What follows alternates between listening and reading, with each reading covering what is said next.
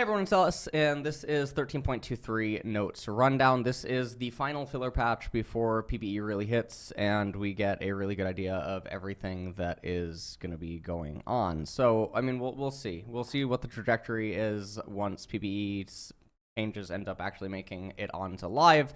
These changes, unfortunately, don't really matter in the grand scheme of things because everything happening on PvE will just shift up quite literally everything. The only thing that we can really talk about here is the system. There's the Riot ID change. A lot of people are up in arms about this. Personally, I don't really care. Now you get to have your exact ID that you actually want. This only really matters for like competitive players or something like that, where, you know, technically the ID that they're now choosing that they can always have access to is not necessarily the ID that they're allowed to have in competitive because of the competitive ID rule, in which if someone shares your ID.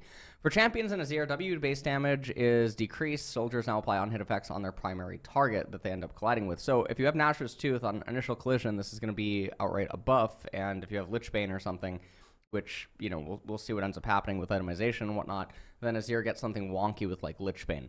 It does come in at 50% damage value and 100% in Arena and whatnot, but still, I mean, that's the way to look at it. So for initial collision and stuff on Azir, it is going to be a lot better. What this also does do, though, however, is it does slow down his neutral objective taking clears, or, yeah, his neutral objective clearing with, like, Baron and Dragons.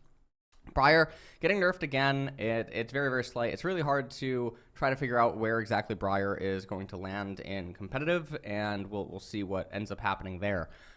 So in this regard, I mean, Briar getting tagged again, and she's been tagged obviously in previous patches as well. She's just getting minor, very, very minor, minuscule nerfs, but I mean, it does add up. I mean, losing the extra auto attack on a champion like Briar is actually a really big deal because of her lack of P region and everything. So these types of things, they do hurt her a little bit more. I would actually say this is more of an excessive nerf than you would normally consider it on a regular champion, just primarily because of Briar's kit. Draven, R quality of life change, rolling death. Draven R now returns to his body after striking a champion while he's dead. This is actually kind of big. I think it's really rare that it's going to convert to a kill, and even if you get a kill, you're not going to have any stacks, really, so I mean, there's that, right? But at least it is nice that something does come back. It does cause the opponent to still be cognizant of it. I think it's very rare that it's going to ever get a kill. Maybe like 1 in 1,000 Riven games or something, or like probably even more than that, actually. Will the return R convert to a kill or something? So it's a very microscopic change. Ghana, passive bonus movement speed adjusted, W cooldown decreased, targeting adjusted, R cooldown decreased. Okay, passive tailwind. So bonus movement speed scaling 20 to 35 to just flat 30. Okay. Zephyr, the cooldown is 9 to 7 to 8 to 6, so they're making it even more spammable. Targeting range 650 center to center to 550 edge to edge. Note this should make W better against large targets while being neutral against smaller targets. This is fine. R Monsoon cooldown 150 to 120 seconds to 130 to 100 seconds. This is obviously super placebo buff because first off, Janna never hits rank 3 in a competitive game, and even getting to rank 2 is, you know, I mean, getting to rank 2 is a little, I mean, it's a little difficult, but it's not the end of the world. Getting 20 seconds shaved off is sort of whatever because R is not an ability that you cast immediately off cooldown. So when you factor in ability haste and all this other type of stuff, your R is going to be up in the, you know, the mass majority of situations that you want to cast it anyway. So it's totally placebo. Jarvan, Q cooldown is increased. Q Dragon Strike 10 to 6 to 10 to 8. This just affects some of his combos and whatnot, and obviously Jarvan got a lot of indirect buffs via itemization over this year and whatnot, and so this is a way to sort of bring him back in line. And so this does actually affect the ability haste builds and everything, and it makes him, you know, a little bit less sticky. Asante.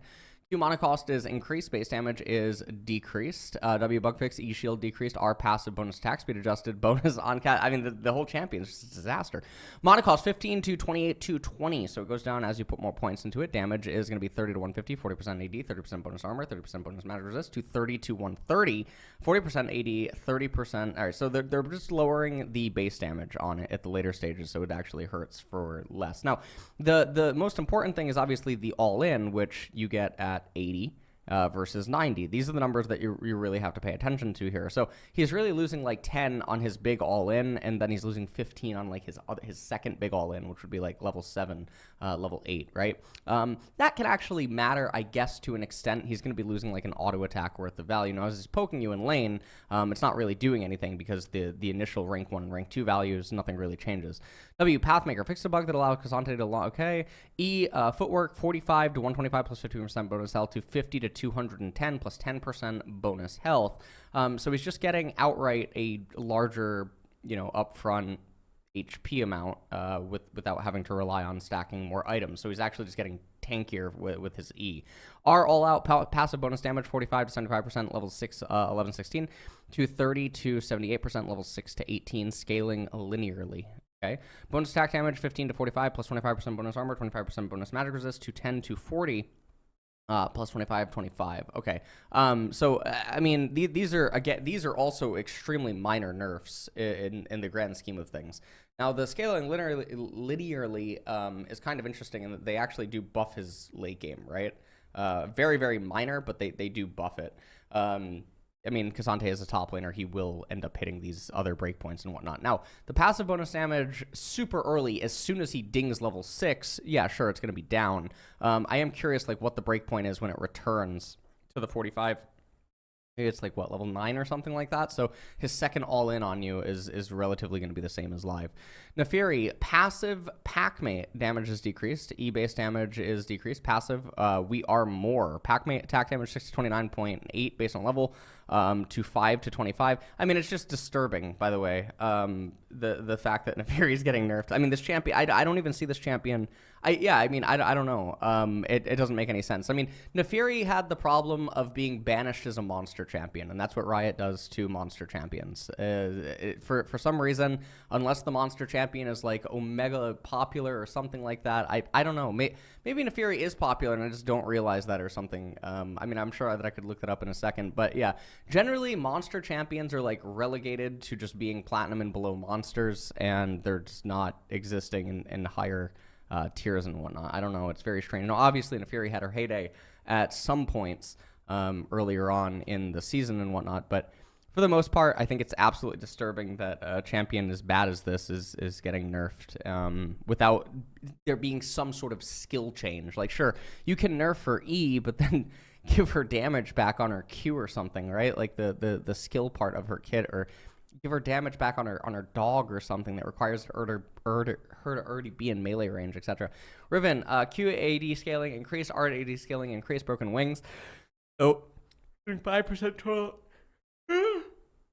With that 5% total AD. Now, obviously, she slams you with several broken wings inside of a combo, and then R, Blade of the Exile, bonus attack damage is also going up by 5%. So Riven does actually stack quite a bit of AD, and then she, has the lethality build, she has the high ability haste build, she has the bruiser build, she has all this stuff. Now, we'll see what the itemization does for Riven as we move into, the PBE changes, the Hui patch that is going to be coming. But Riven is actually already in a really good spot, but she's just one of those champions that requires so much dedication to make her viable and play her at a proficient enough level to actually take her into the higher tier matchups and whatnot, and most people can't do that. So it's actually very funny that Riven is getting buffed, because I think that she's actually already viable.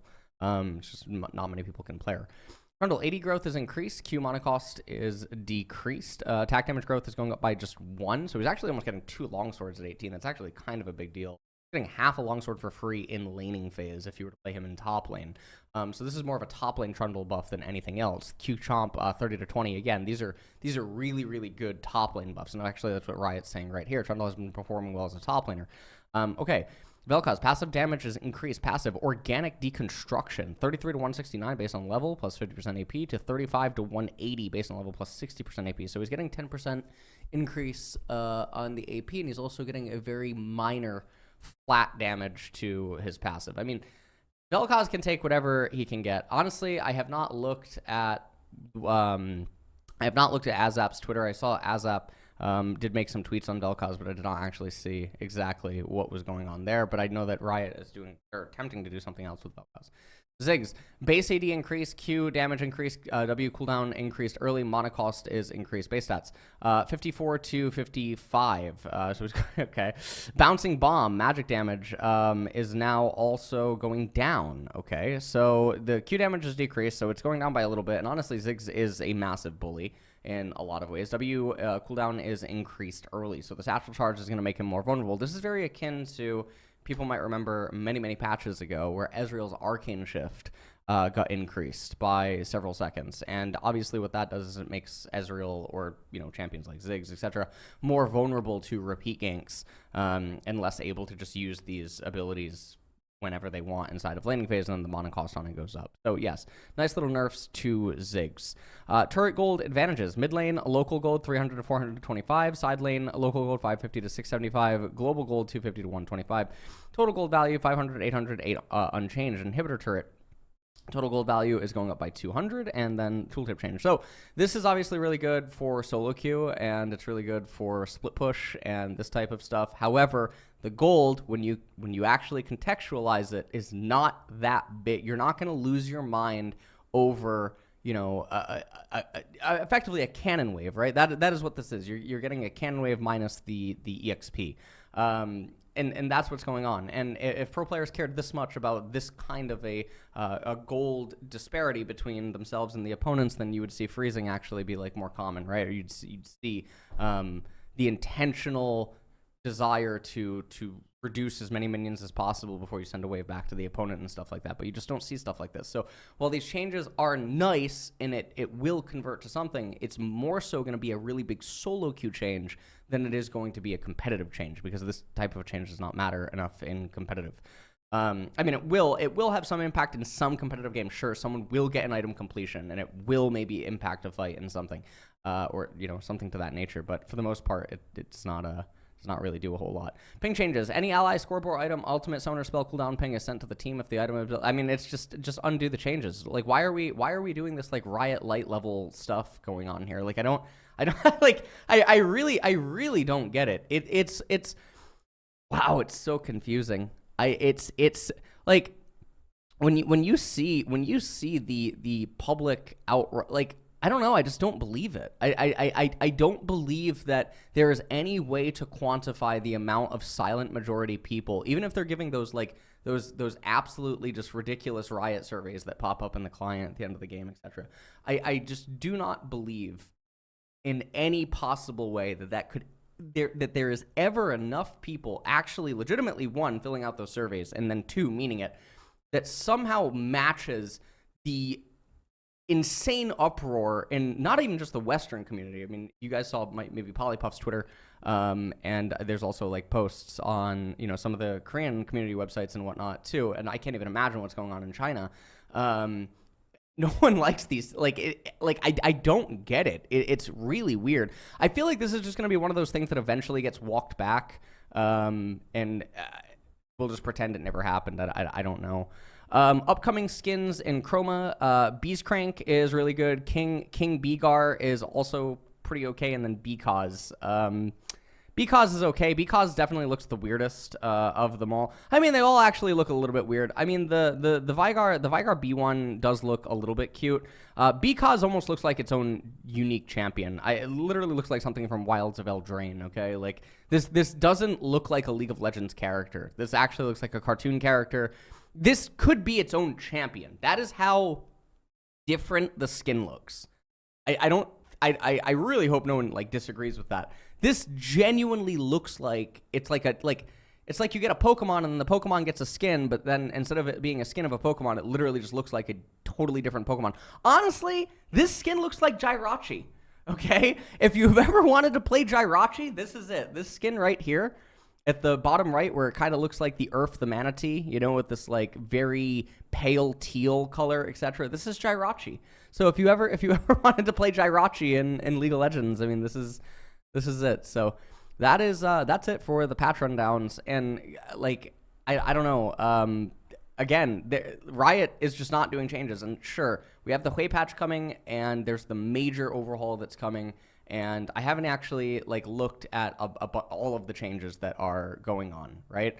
You know, So it's also, this is really weird. So be aware that this patch on 13.24 may be a bit smaller. So Riot is also just saying it. Like 13.24, 13.23, they're just not going to be patches. And it's really sad because we just wasted 5 patches for literally no reason. So I don't know. I mean, I feel really bad. And it also feels very bad, you know, for people that don't realize that we're just in this like limbo now for 2.5 months. And for people that are obviously subscribed to like the Patreon and stuff, and you get these types of balance changes, and there's very little, there's almost nothing going on, right? The solo queue meta and the solo queue in general has been essentially the same. Like it just is. These changes don't amount to anything, right? Like the amount of games that one would have to play, like I said, like on the Draven chain, you're gonna have to play like 1,000+ Draven games to get 1 kill, and that 1 kill does not actually move the needle.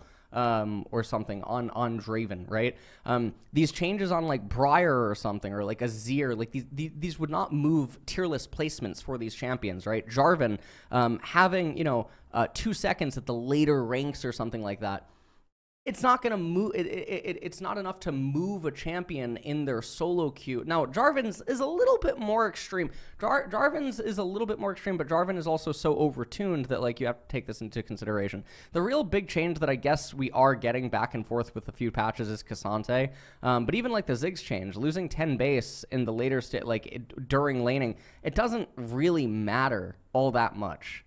Just to be totally honest, it really doesn't. Ziggs' strengths come from other things that is not just the 10 base, because also, you know, I mean, you weren't hitting your bombs all the time on Ziggs, and then Riot buffed like the width on the bombs. Now you're also now hitting more Qs than you normally would. So even if you're hitting 1 more Q in laning phase prior to that buff, now suddenly having the 10 damage removed, you'd have to miss 14 Qs or something. Like it's really weird. Anyways, that is it, guys. And yeah, I will see you in the next one. Do not forget to like and subscribe here to the FlyQuest YouTube channel.